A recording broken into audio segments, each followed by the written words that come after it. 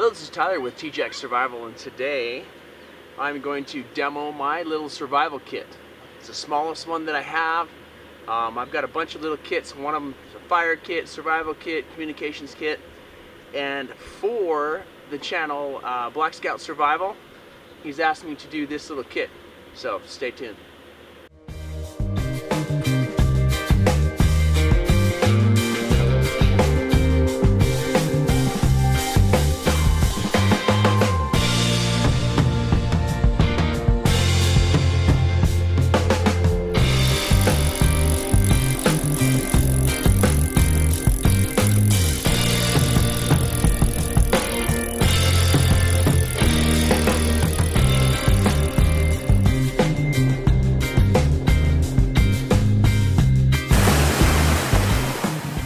So quick little discussion on the concepts behind what you should do or what you should use to put inside of your EDC kit.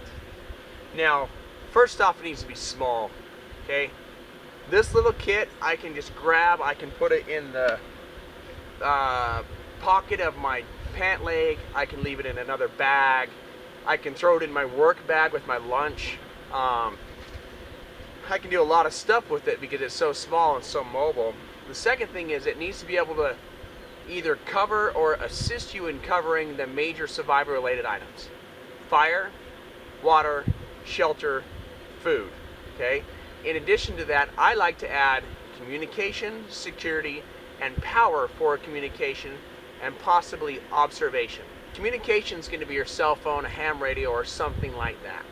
Power for communication is going to be a battery pack, a solar panel with a battery pack backup that trickle charges, or some way for you to continue to power your devices.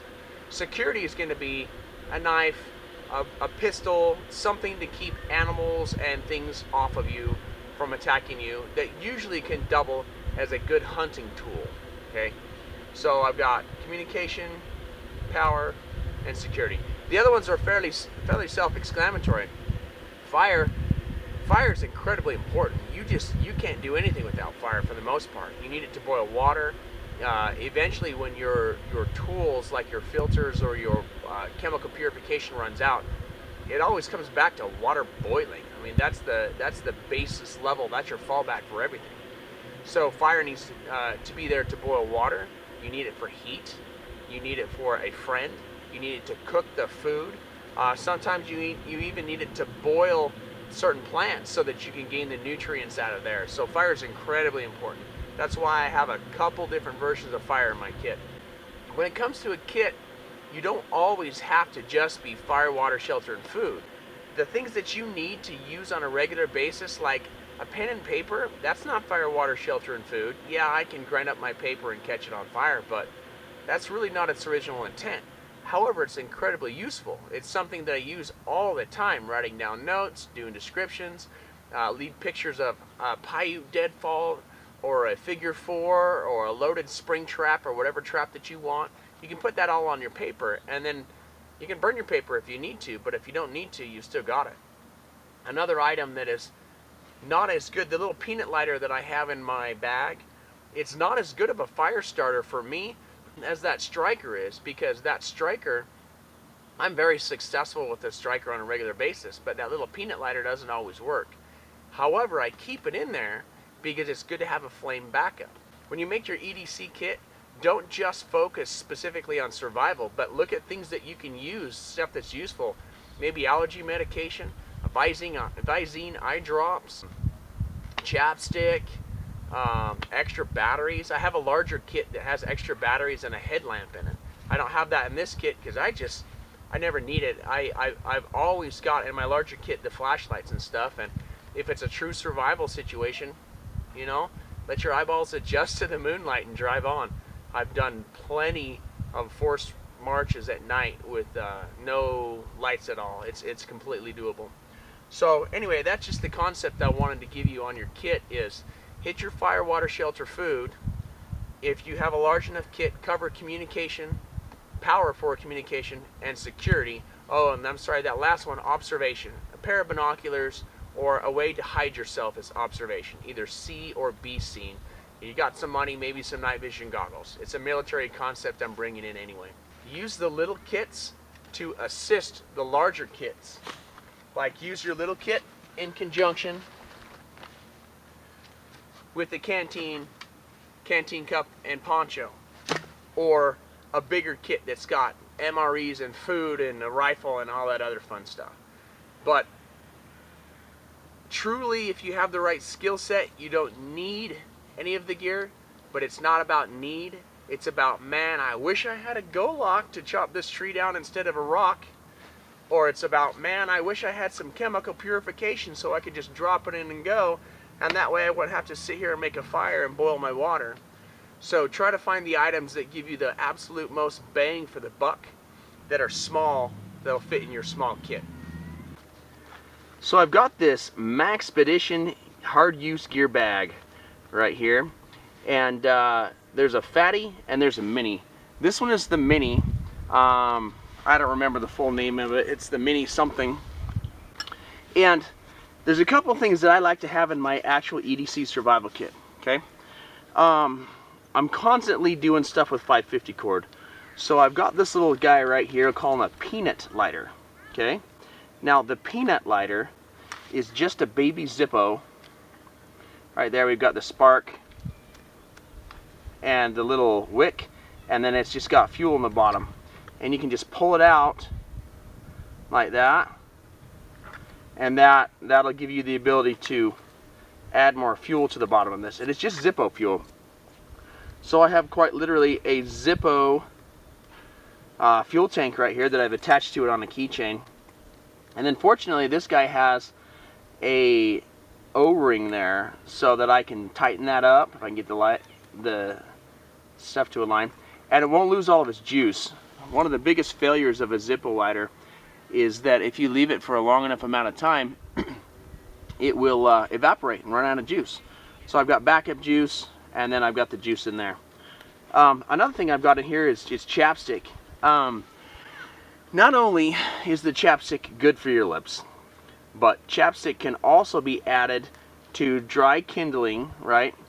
And then you can put a spark on that, and it kind of works like a mini candle. So if you've got some dry grass or something, you can always add this to it. And then I have a fire pistons in my fire kit that's dedicated to teaching fire, and this is a really good way to lubricate the O-ring on a fire piston, so I leave that in there as well. My primary fire starter is this SE Ferro rod. Okay, it's got the reason why I really like this one the most.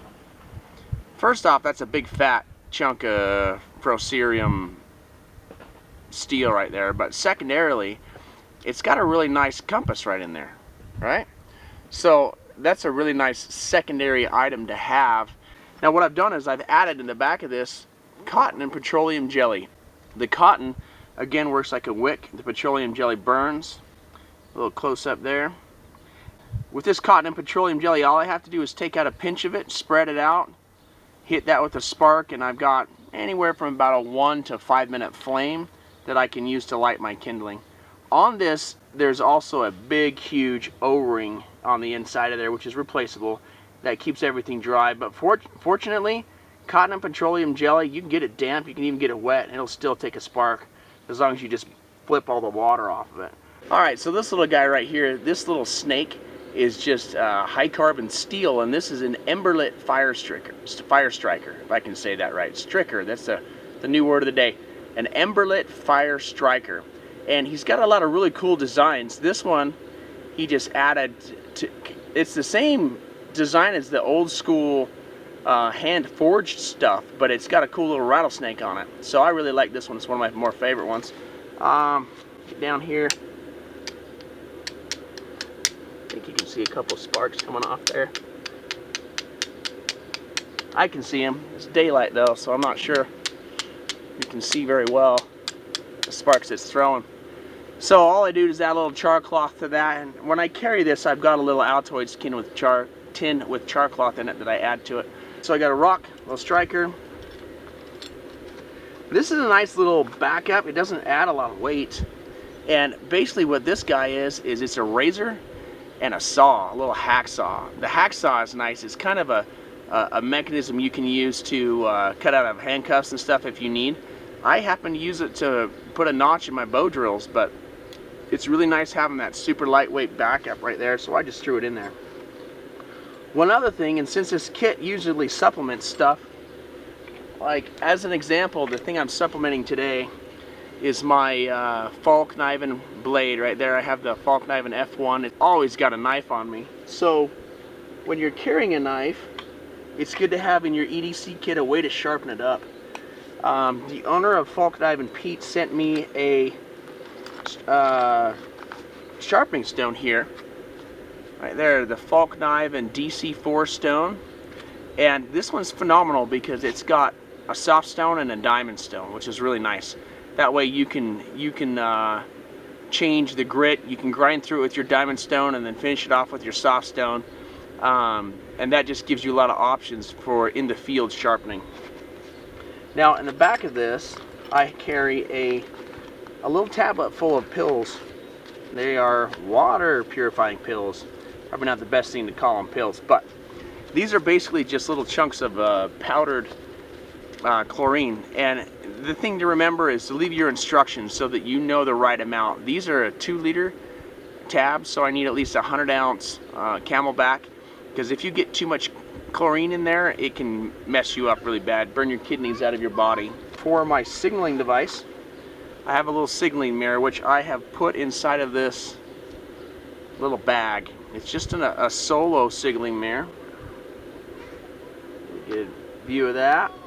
And it's got the little signaling piece in the middle.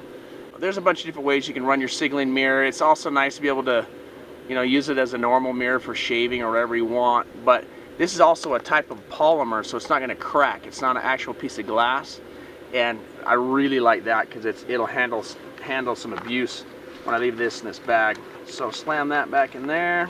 On this far side, I've got 2 pens, a Write in the Rain notebook, because I'm always wanting to write stuff down.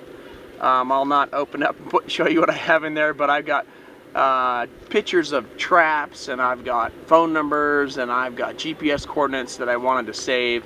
And just, there's always stuff that you can do with a little Write in the Rain memo pad. Paper can be used for kindling. It's super multi-use. And the final thing I've got in here is a pit kit.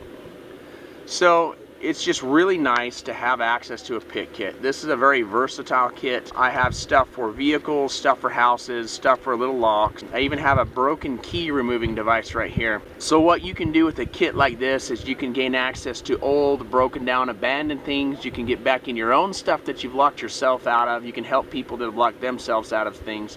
This requires some skills associated with it. You don't just buy this kit and then wiggle it around and make it work. But if you check on Black Scout Survival's webpage, or I'm sorry, on his YouTube channel, he has some really solid explanations of how to use these different tools.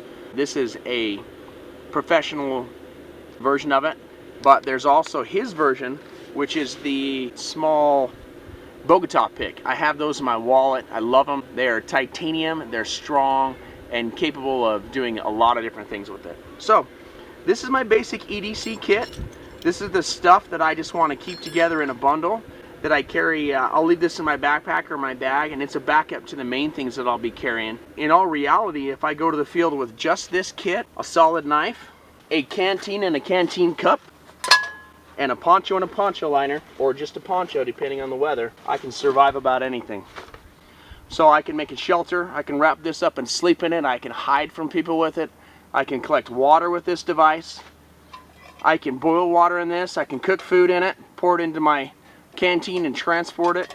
I can just get normal water, put it in my canteen, and use a quarter of my tablets, because I have to have the measurement correct, and then I can just chlorinate the water. I can put it in this little container and attach it to my belt, and then I can get this container wet and use evaporative cooling to make sure that my water stays wet in the desert. That is awesome to have. My knife, I'm not even going to explain what you can do with a knife. You all know that, but it's a valuable tool. I just happen to have this guy right here. This is the Bark River Parang, and this thing is awesome. You can whip out a shelter with this thing in about half an hour to an hour. So much faster blowing through the wood than it is with using a small knife.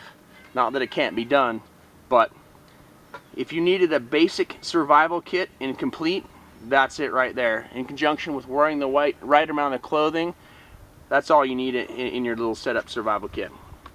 So thanks for watching. When I made this video, I had the intention of creating a video that showed the stuff that I really use, and I grabbed the 3 things that I normally grab when I'm going out by myself, when I'm not filming stuff, and this is what I'll take with me.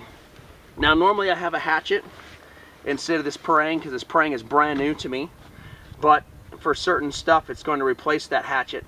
And this is my actual use kit. This is what I take to the field. This is what I take when I'm hiking. That's my kit. Thank you for watching my video. Please subscribe to TJack, which is my channel, TJack, and to Black Scout Survival, which you should be watching this video on. And thanks for your time, guys. So when I decided to go out and just spend some time in the mountains by myself, if I was going to spend a day or two, this is the minimal kit that I would use. When I'm out there not filming gear, this is the stuff I'll take out. Thanks for watching my short video. Make sure you subscribe to Black Scout Survival and subscribe to my channel as well, TJack Survival. Thank you for watching.